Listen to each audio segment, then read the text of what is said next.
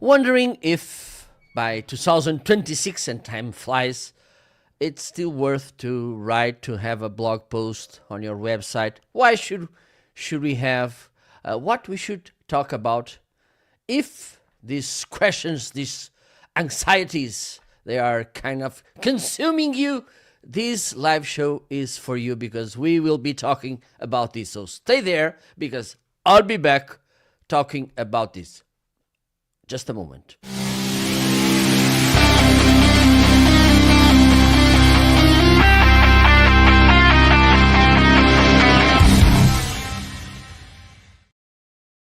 Welcome to another episode of the Special Marcoting Live Show. It's a pleasure to be here again with you. It's an honor as well to know that you are on that other side in the world. You can tell me where are you located in the world? How's the weather? Here in Portugal, the sun finally appeared. So, welcome. By the way, don't forget to subscribe to the channel. If you want, you can go. You may find the links to find this on Substack. If you're not already on Substack, you can follow me also or subscribe on YouTube. You can subscribe on Apple, Spotify, Amazon Podcasts. You can subscribe on YouTube. You can do whatever you want, but please subscribe, hit the like button. If you know someone that may be interested in this topic, please feel free to share, because all the people in the world, they like to share, and I like that you share my content as well. So today we will have an amazing guest, Alison Ver Halen. I think this is the way to spell it. I had to know. I need to ask Alison about the roots of this surname because I'm curious about it. Okay, so if you have any questions, feel free to ask in the comments. If you have any doubts, feel free to ask. Let me see if Alison is ready. I don't know what's happening. Okay, she left. Let's see if she will be back, because maybe she's with some technical issues. Let me know if you have any questions. Let me know anything. Feel free to. And by the way, in the description, you have some links, some affiliate links, which you can find some of my favorite tools, like StreamYard, for instance. If you buy from there, I will get a small commission, which doesn't mean that the price will increase for you. Okay, so I think that Alison is back. So let's do this. Hopefully this will work, because I like to. Okay, now this is nice when technology somehow likes to mess with us. Okay, today we don't have the intro moment, but okay, I can applaud. I think I can do this. Hey! Let me do this again. Just let me tell you this. So I have a mixer slash audio interface, which has a pad with lots of buttons. And usually, when I press one button, a sound comes. Okay, but the thing is, today it doesn't want to collaborate with the memory card, so I don't have the extra sound. So, Alison, thank you so much for joining us. It's a pleasure to have you here to talk about this interesting topic about blogging and writing for the web and being found in the web. If you don't mind to introduce yourself, and then we can jump into the conversation. Yes, as you said, my name is Alison Ver Halen. My company is AV Writing Services. I like to say I write the words that go on to your website that tell everyone who you are, what you do, and why we should all care. So that includes blogging, which I know we'll be talking about in depth. That also includes landing pages, sales pages, bios, all that good stuff.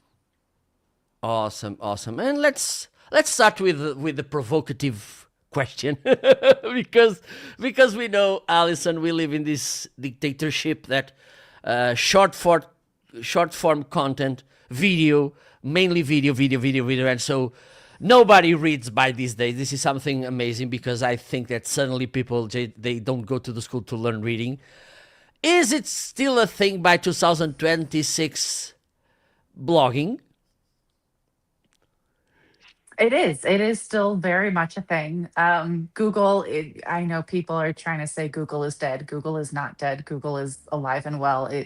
Yes, it is losing some market share in the online search space, but it is still dominating with 80+% of online search. And yeah, Google uses a lot of content, specifically blogs, to determine whether, to get the answers that people are looking for. It also needs to know that your content is fresh and relevant and new. So, the newer the publication date, the more recent publication date you have on your content, the more likely you are to show up, not only in Google, but AI also. Google also uses a lot of AI. But when we talk about AI, a lot of people mean Chat, GPT, Claude, Perplexity, whatever your LLM of choice is, large language model, right? The chatbots, whatever you're using. A lot of those also rely on recent information when they're giving people answers. So, yeah, it's still very much, not to mention the fact that if you actually do get someone to your website, they're not just going to take your word for it. They're not just going to click through and go, okay, yeah, let's set up a call. They're going to do some exploring, especially if you're in a B2B space or providing a professional service. They're going to want to make sure that you really know what you're talking about and you're actually a knowledgeable expert in your field. They're going to go straight to your blog to do that. Most people consume on average 5 to 7 pieces of content before making a buying decision, before even reaching out to talk for that consultation, that sales call. So yeah, you absolutely need your blog to do all that. Yes, absolutely. And I, I get crazy when people they talk about long form things like they are the only way to provide value and to be heard and to be trusted because yes, it's funny to see those funny videos 15 second, 10 second, but when our business is to build trust and to be trusted and to make people willing to buy from us, make business with us, I don't believe that a 15-second video could make the work for me. Do No, you it's a think? great way to get their attention. There's absolutely a time and a place for the short form. I'm all for it. It gets their attention, it stops the scroll, but then you need to get them to that next level. It also has to convince them, hey, there's more juicy stuff over here. Let's really dive deep. And the people who don't want to dive deep are not going to click through, and that's fine. But the people who do want to dive deep, not only are they going to click through, but now that's a more qualified lead. That's not someone who's just looking for something online because it caught their interest and they ended up on your website and they're not really interested and they're going to bounce away. If they're really interested and they do want more, then they're going to click through to your website. Now you have to do the work of converting that lead because if you do, that's a really high quality lead.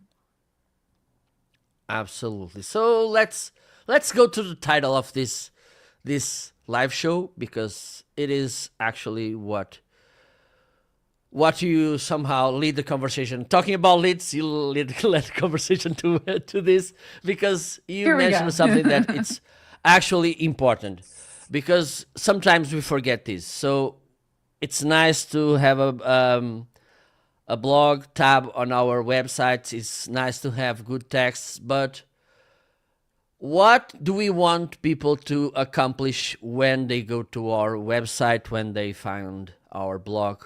And I believe this is one of a big issue because sometimes we want people to go to our website, but then we don't send the light. How can I say? The breadcrumbs, because this is actually a thing that Yes, we have in exactly. our websites, but we don't most of the times we don't even have them.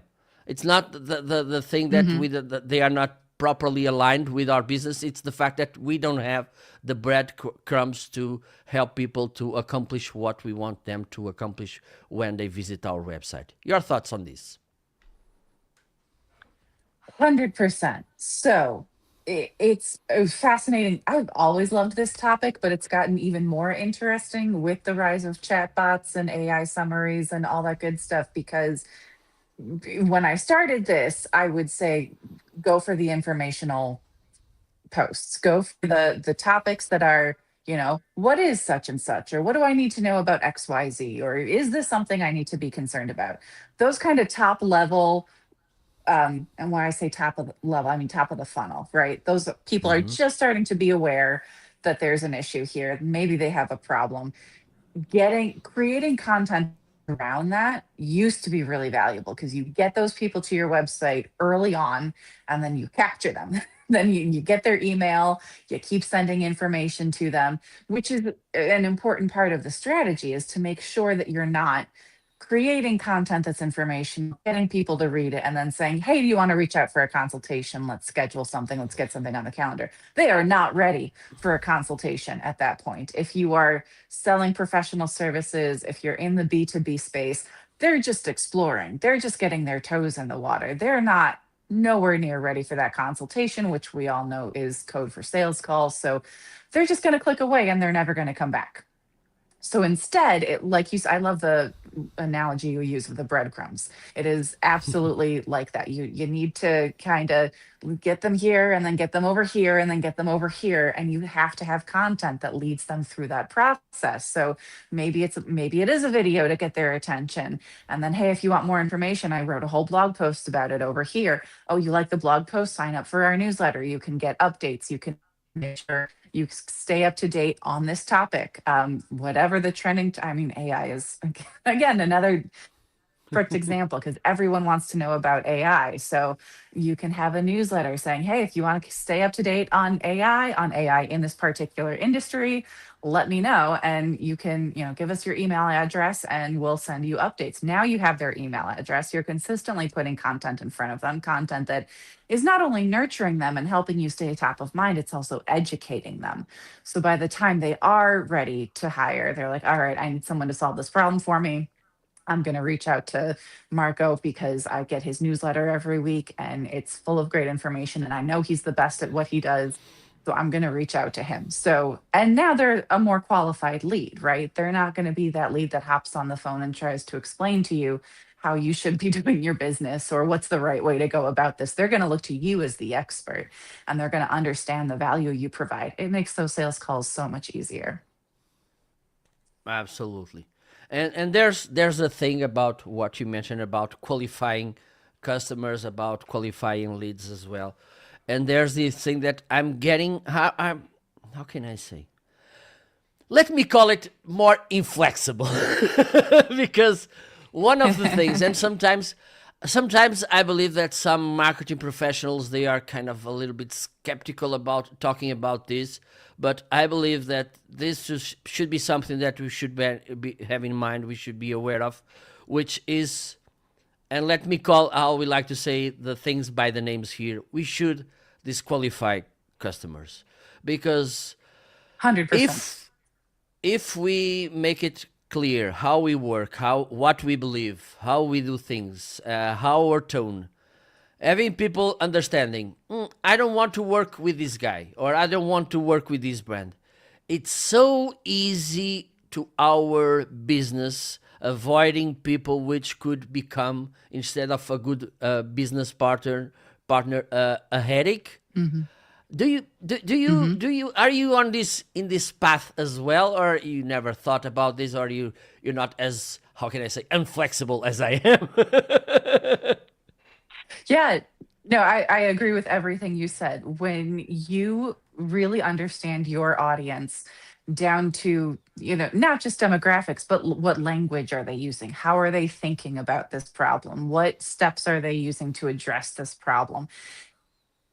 Understanding that so that you can embed all of that into your content, use the language that they're using, use the language you use, but it's more important to use the language they use, because that is such a way to indicate tribe. We are very tribal creatures. I know we like to think we have evolved beyond that.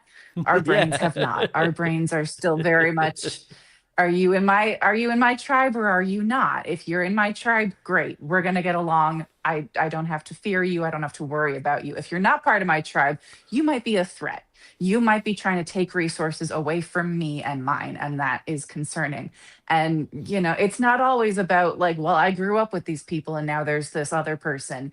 because we've gotten so global. So we've kind of come up with other ways to figure out who our tribe is. What are they wearing? How are they talking? Language is a huge way, not only, language, English versus Spanish or Portuguese or whatever, but even within our own languages, the dialects you use, the language that you use, the word choice that you use makes a huge difference as far as, oh, this is my person, or this is really not my person. So, My actually favorite example is swearing, because a lot of people think swearing is not professional and you should never do it in your content. And I'm like, there's a time and a place for it, because there are a lot of people who do swear while they're working with their clients. Once they've established that comfort level, yeah, they're going to let the occasional F bomb drop. And their client is okay with that. If you know your clients are okay with that, go ahead and put that in your content, because the people who are right for you will be attracted to that. They'll be like, I never see content with this word. This person's really authentic. This person they're the real deal. Now I want to know more. And the wrong people, like you said, are going to be like, oh, I can't believe they put that in their content. I'm out of here. And that's a good thing, because you're rude. they're not your ideal client. Yeah. They're Yeah, like, oh, I absolutely. can't do this. Absolutely. So, with all this discussed, let me ask you this, because I believe even by these days this remains a issue, which is I don't want that many text on my website, because I believe that people, if they get it on my website and they see these long text blocks, they will leave running, like yelling and screaming, like, "Oh my God, there's a long text there! Oh, let me go! He will eat me." So, your thoughts on this? Because I believe this is one issue, because people, they are afraid that having a long text, they still thinking that it's okay to have photos and just some nice flashing effects, and people will get kind of mesmerized looking at my website, and they will get scared, and they will run away from long texts. What do you have to say about this? Because I believe this is a really basic situation, a really basic thing that we should, but it's important. 100%. Yes. Again, the people who are really interested are going to read all of that content, with the caveat that, yeah, if you have a giant text block, yeah, a lot of people are going to be like, oh, do I have time for this? It is kind of intimidating. A lot of people will be like, I don't know if I really have time to read all that. I'm going to click away. So yes, have the long content and as much content on there as makes sense. Don't write long content for the sake of writing long content. But if there's a lot to talk about in that issue, yeah, go ahead and make it a really long, in-depth post. The bots love those long, in-depth posts because it's really juicy. It gives them a lot to work with when they are providing those answers for the people looking for those answers. So absolutely, it's great. I do recommend breaking it up, which means not only images, it doesn't have to be flashy. It just has to kind of give your eyes a rest. What else gives your eyes a rest is lots of white space. So have short paragraphs, short sentences. I know there are certain snobs, I used to be one of them, who are annoyed by the like one sentence paragraphs, but it works. It gives our brains a break. It's not nearly as intimidating to see a few lines and then a break and then a few more lines of text. That's something we can digest very easily, and we'll keep scrolling to the next paragraph and the next and the next. And before you know it, we've read the whole piece without realizing it. Also, breaking it up, and especially if it's more than like 300 words, or make sure that you've got subheadings. Not only does that help break it up, it also helps make it really scannable, because I know we invest all this time and effort into creating all this content. We want to believe people are going to read every word. Most people are not reading every word. There are a few, There are a few who are really invested. They're going to spend more time on it, but most people just want to get to the part that interests them. So again, having those subheadings also helps the robots understand your content, and it breaks it up for them. And sometimes they'll send people directly to that section of your content. So make sure that it's really scannable for the robots as well as for the humans. So if the humans are like, yeah, I know this, I know this. Oh, wait, this part here is interesting. I'm going to stop and read this. Having that headline to help them understand what each section is about is really valuable. So, yes, break it up with images, short paragraphs, and those subheadings to make it really easy for people to either read a lot of text or skip to the part that interests them. Awesome, awesome. And another thing that you mentioned, Allison, and for me it's something that I love, is about fresh content. But when I think about fresh content, I have two questions, because let me do this. Let me make this statement, declaration of intentions. I'm a evergreen content lover. This is something that I love. So there are two questions when we talk about this. One, is there, I don't think there is, but let me ask you, is there, how can I say, a ratio that we should have kind of timely content and evergreen content? First question. Second question, and this is important as well, because you said fresh content, but if we have evergreen content, it means that a content who has 1 year, 2 years, depending on the topic, of course, some they go a little bit faster, some they get in the market a little bit more, but I believe that it's good to refresh it from time to time. Do you have a kind of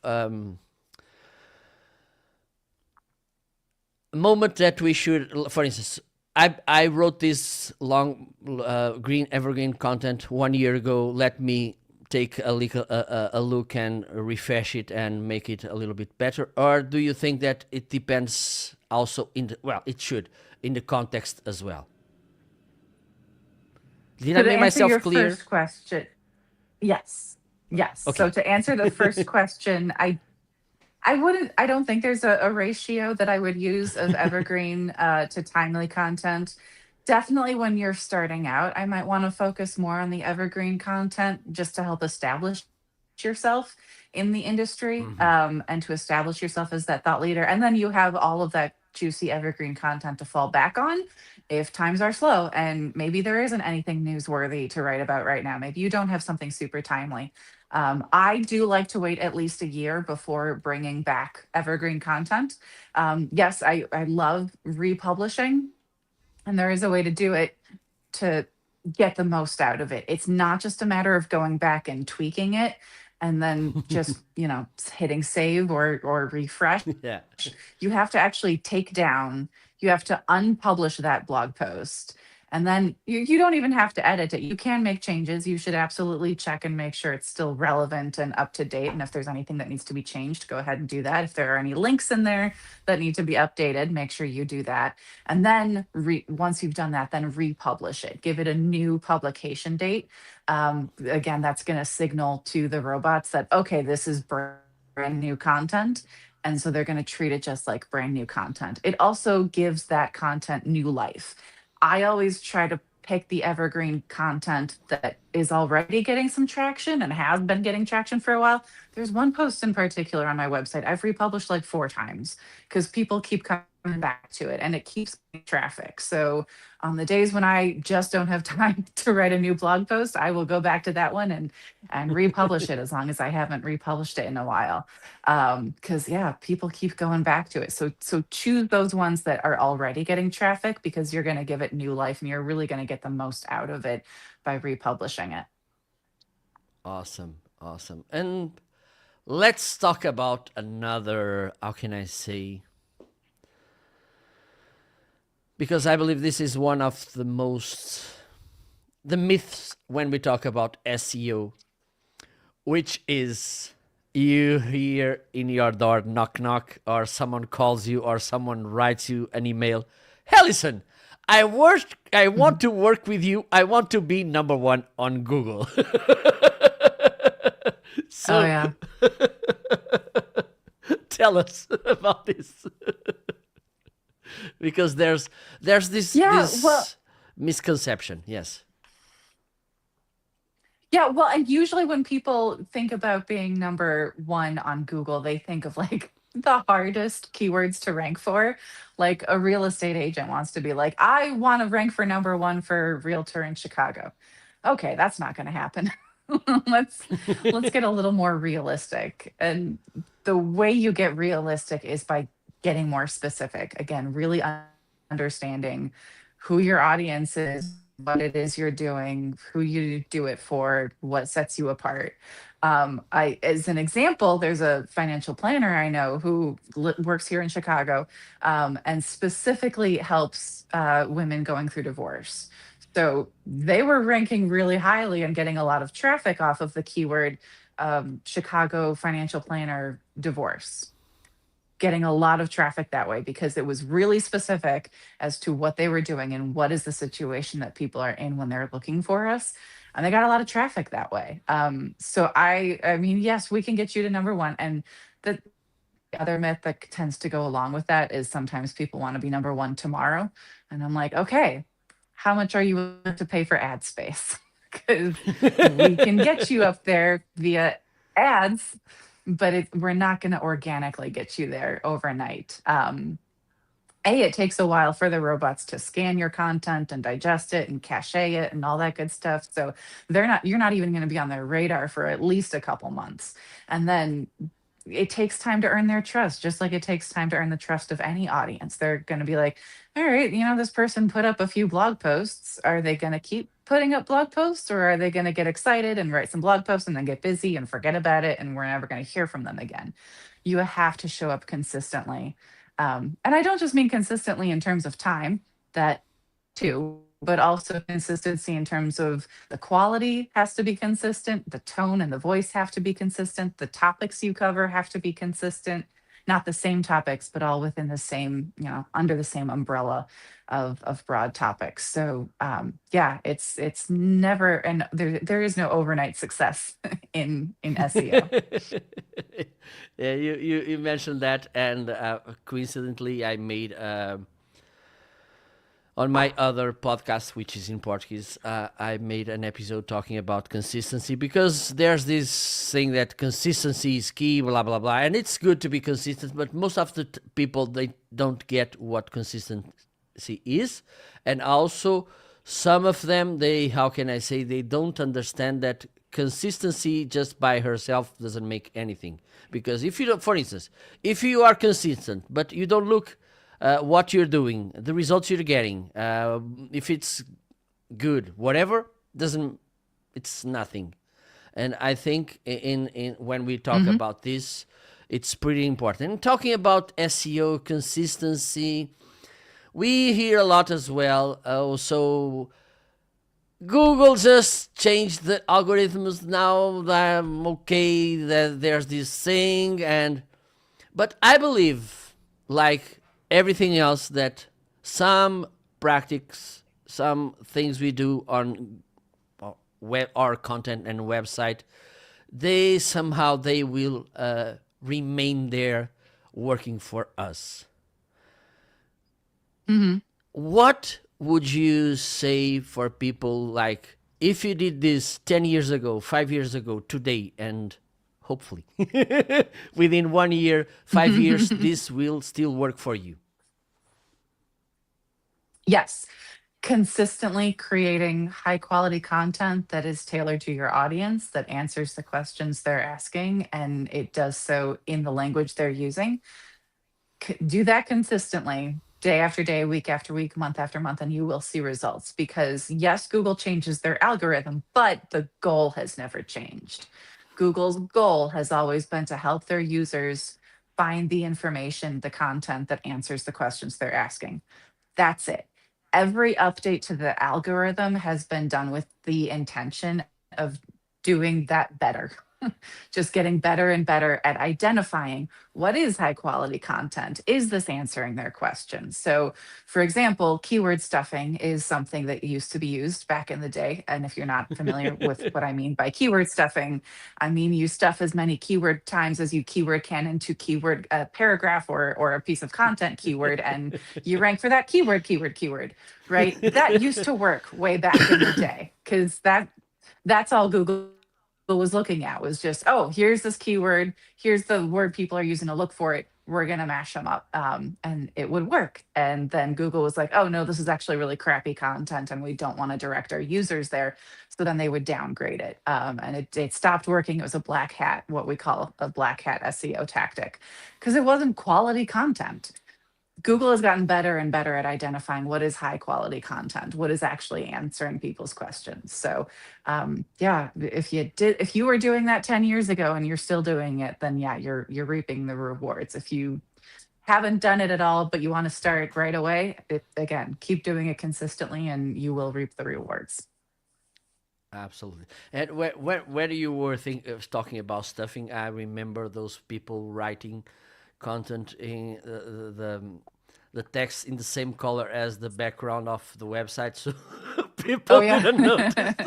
some people still do But that. but there was another thing. This is not kind of stuffing. Was more, how can I say, not doing things right. And I want to cover this topic as well. But let me start with this. When you had, for instance, hyperlinking topics that were related, okay, and you had this the anchor text instead of using a keyword, which is, I think, the right way to make it by these days. We had, we used to have, if you want to know more, click here. And there was a thing that once I had I was in a workshop about SEO, and then the trainer said, let's make a search for click a key, which means in Portuguese, hit here or click here.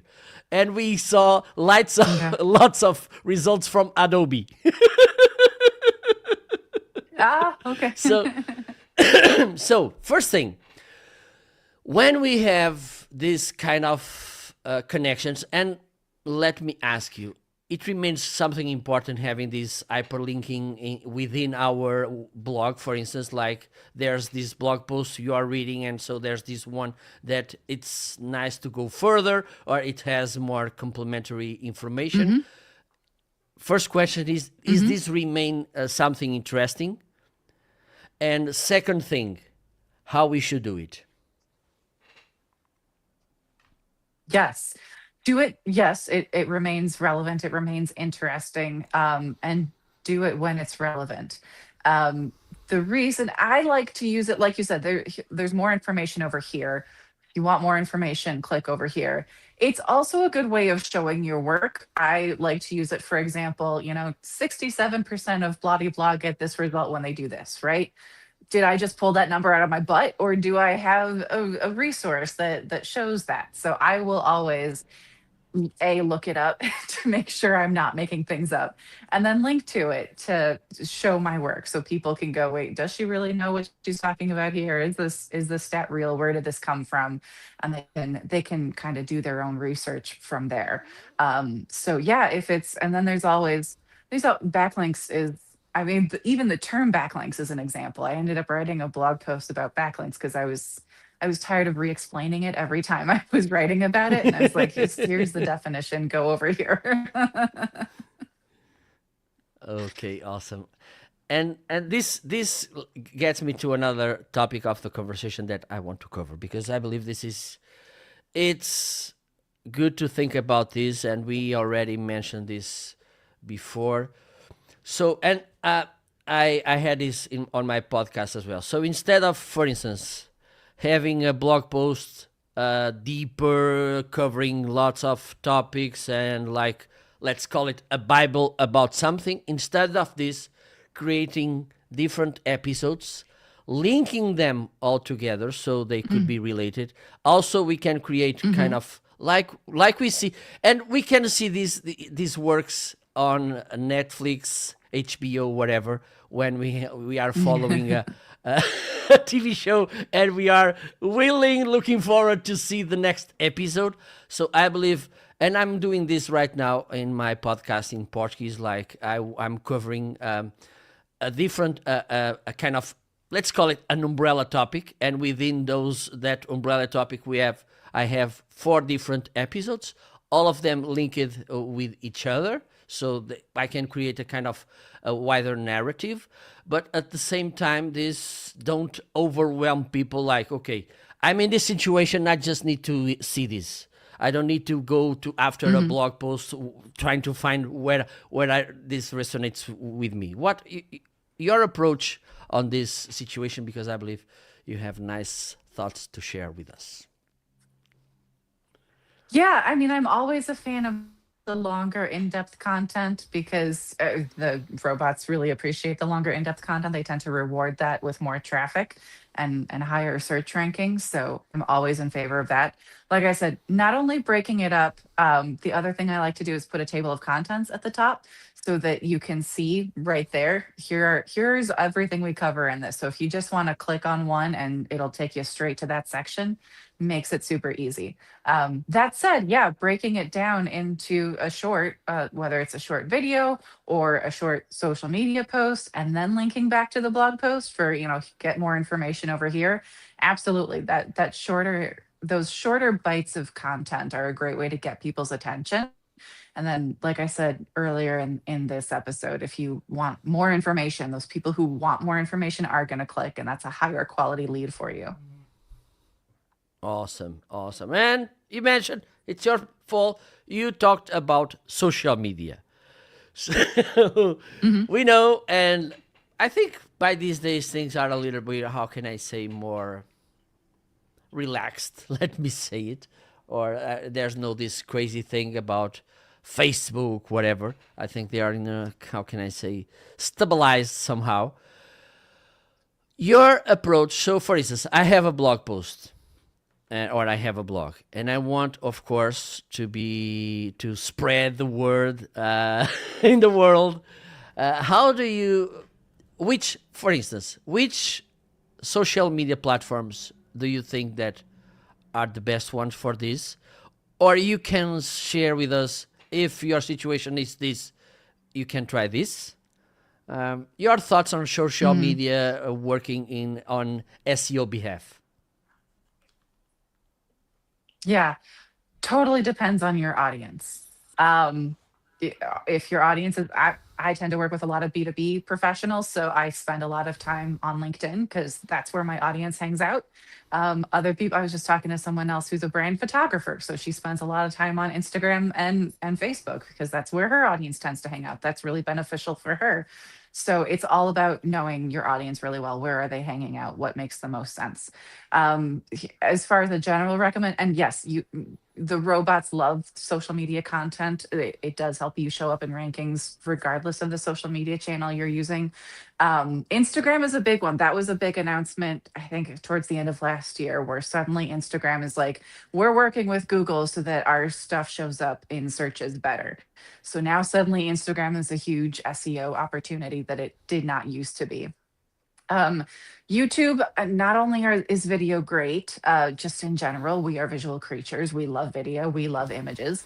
It's also, people tend to forget that YouTube is owned by Google. So there's kind of an automatic, it's worked in there. So of course, Google is going to recommend their own platform, right? If you have a video on such and such, it's going to show up in those searches.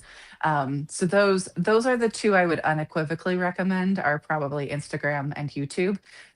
But know your audience, know where they're hanging out, know where you're going to get the most bang for your buck in terms of the time and effort spent on that channel. Absolutely. And there's let's put this a little bit broader, because I just thought about this, and I believe this is one of the biggest mistakes that since the history of humankind. And I believe this is one of the problems with content creators, which is we spend I'm trying to overcome this. Okay, I'm a sinner, but at least I'm searching for my redemption. So one of the big mistakes is we spend more time producing the content than making the distribution, and this is a huge Mm, mistake, I believe. mm-hmm. Tell us why. 100%. Yeah, I So, agree with. Yeah, there does kind of tend to be this mentality of if I build it, they will come. And that's not really true. Yes, you can do all the things to make sure all your SEO ducks are in a row so people can, who are looking for it, can find it. But there are a whole bunch of people out there who don't know you exist. And they won't know until you find ways to actively get in front of them, whether it's, social media is a big one for distribution. Um, Email marketing is another one. Get people onto your list so they don't make them come to your website over and over, but actually reach out to them through their inbox over and over. And then partner with people, get your content on, not, well, I mean, you can get your content on other websites, but you can also get them to link to your website on their website if it makes sense to do so. So, yeah, finding ways to spread the word about who you are and what you do is the best way to make it easy for people to find you. absolutely, and I can't stress enough how important this is. And the thing is, I made this mistake. I had, I don't know. I think on my main YouTube account I have around 800 videos. Okay, I would say that, I don't know, maybe 50% at least they are longer than, I don't know, maybe 30 minutes. And I'm being good with this. Mhm. Probably the length is bigger. So I started, and thankfully, and we can address this topic as well because there's no way we can run away from it. So with AI tools, I can now, for instance, I can make these little nuggets. I can build a blog post. I can have this description, so I can create posts and spread them all over the internet. So, sorry. Are you using or let's break this down. Which how can I say, steps in the process would you, and how would you think that AI could Mhm. help us?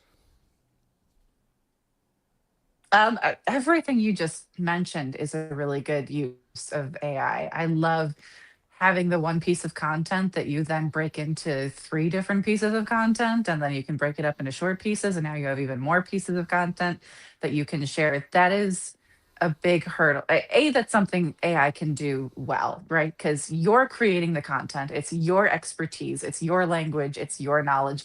You're not having it create content for you. I always put generative in air quotes when people talk about generative AI, because AI does not generate anything. It just repurposes what it's been given and Yeah. goes, here, is this what you want? Sometimes you're like, yeah, kind of. So yeah, don't have it generate anything for you. But if you give it stuff and then tell it what you want it to do with that content, that's a really good use of AI. Always check its work. Ideation is another one, with the caveat that you should have, if you don't have a keyword tool, talk to me or someone who does have a keyword tool so that we can do that keyword research for you. Just because I love using it to brainstorm and help me come up with ideas. But I always want to make sure that it's not just giving me a bunch of stuff that people have already covered, because then it's just more white noise and you're not going to have any chance of ranking. So I will use it to help me come up with ideas, but I will always go back to my keyword research tool before deciding on a topic to make sure A, there's actually demand for this, and B, it has not already been covered to death throughout the internet. And then I have no chance of ranking for it. Something I did recently with a client, because the client needed help coming up with the topic for their next blog post.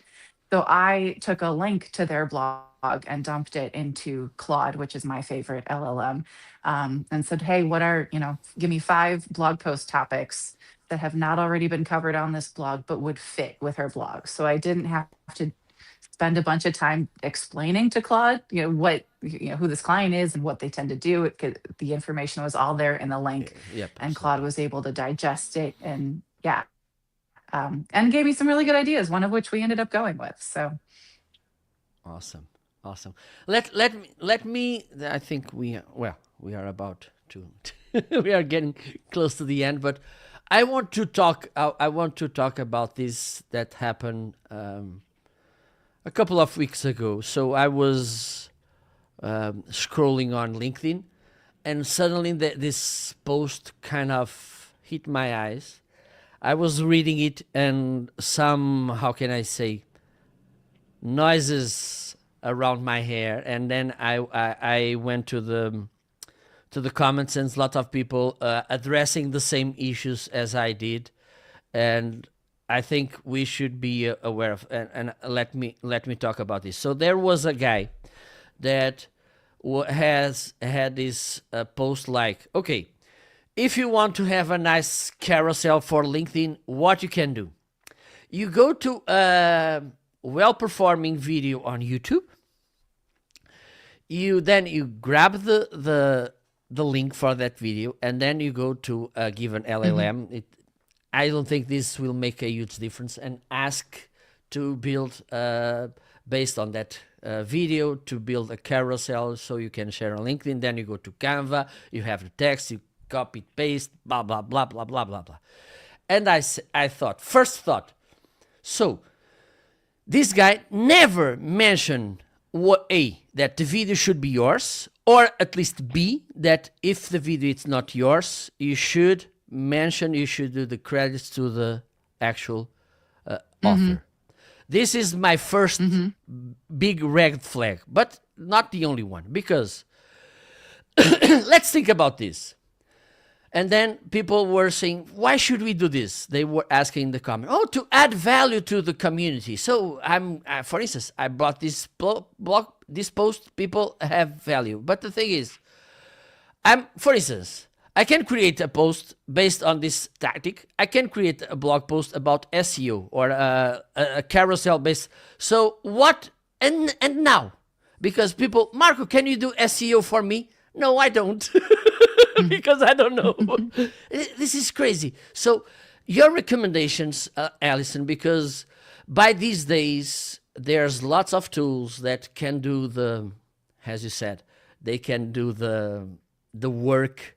They can actually create blog posts, which could be nice. They have the knowledge, so for instance, to help you rank pretty well. But if you are trying to build a business based on trust, based on confidence, based on knowledge, it falls apart when people knock at your door and they understand that you just copied that from somewhere else, and then you don't know what you're talking about.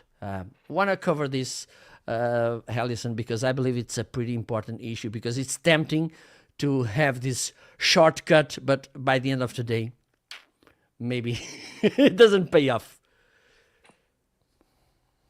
Yeah, there's a reason that I said in the last section about when you are using AI to break down the content, that what you're feeding it is your content, either something written or a video you've created that is you talking about a topic, because that is it's your language. It's also going to include your unique perspective and your take on a topic, and that's what's going to set you apart as a thought leader. Without that, it's just more white noise. That's where you get into the AI, quote unquote, generated content that's really just, well, everyone else says this, so why don't we also put this in here?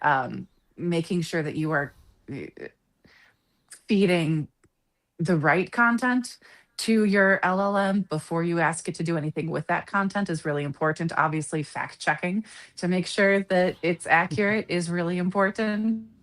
And yeah, you can't do that if you're stealing someone else's content and you're not actually an authority in your industry. So having that unique perspective, and bringing that to the forefront in all of the content that you're creating is super important to stand out, because we have a whole lot of crappy content out. The AI slop, as everyone says now, is a real thing, and we're seeing it everywhere. And people are tired of it.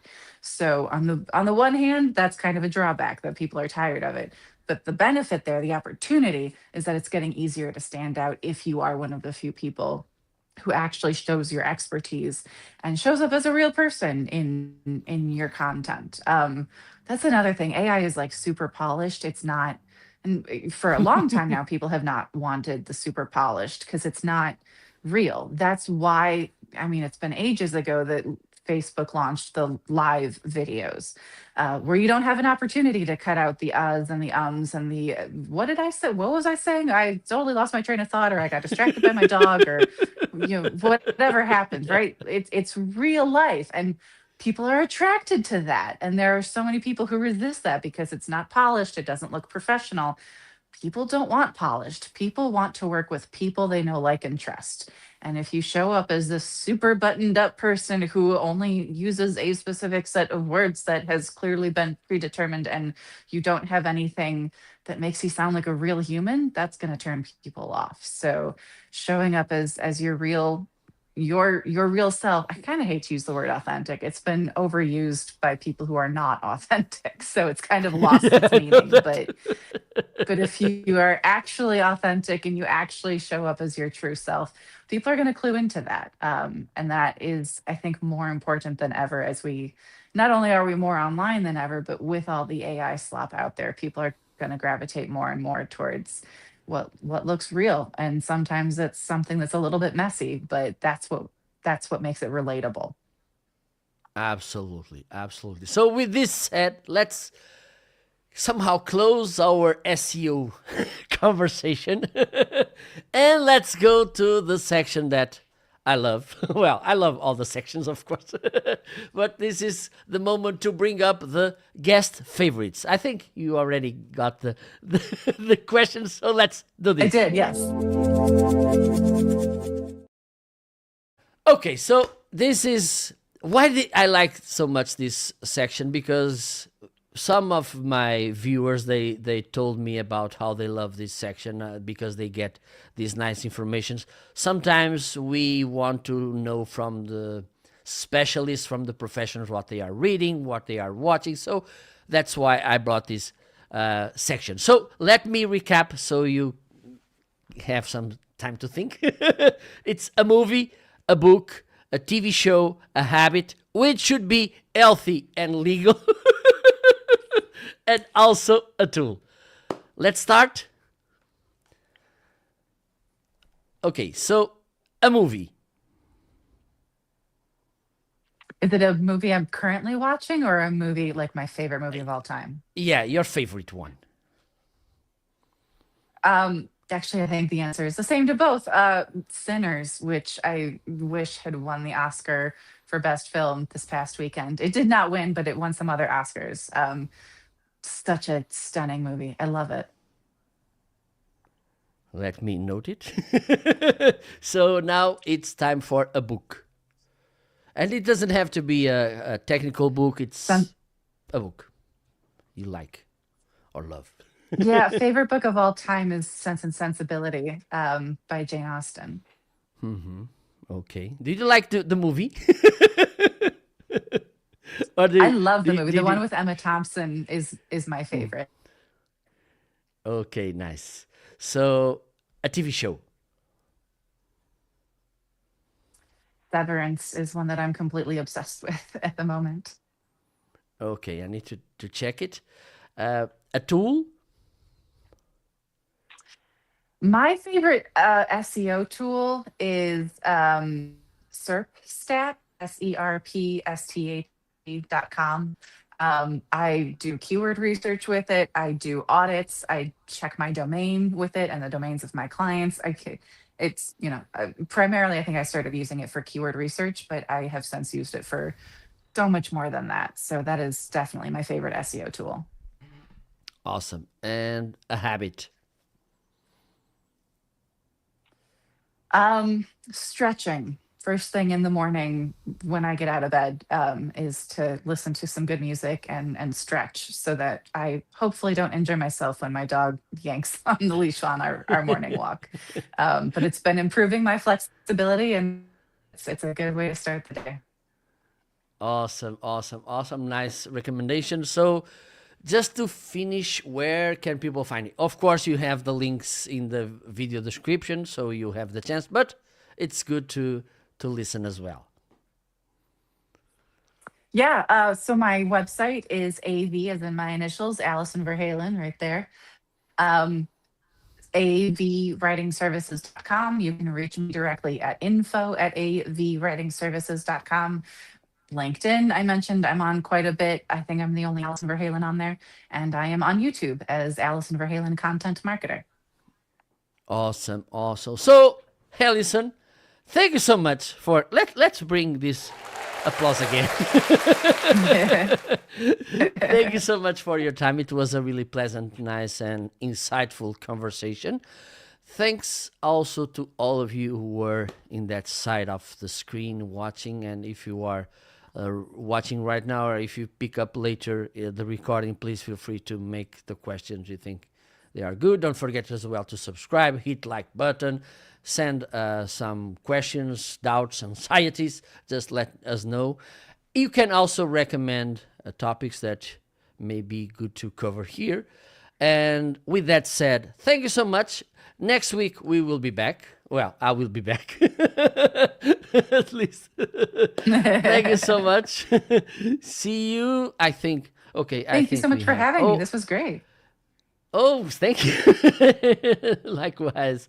I don't have, because I have this music by Warner Brothers. That's all, folks. And I can't okay, I can't not turn off the. Okay. So next week I will try to play That's All, folks. Let me try to do it by myself. Acoustic moment unplugged. That's all, folks. Bye bye. I tried. Bye bye. See you.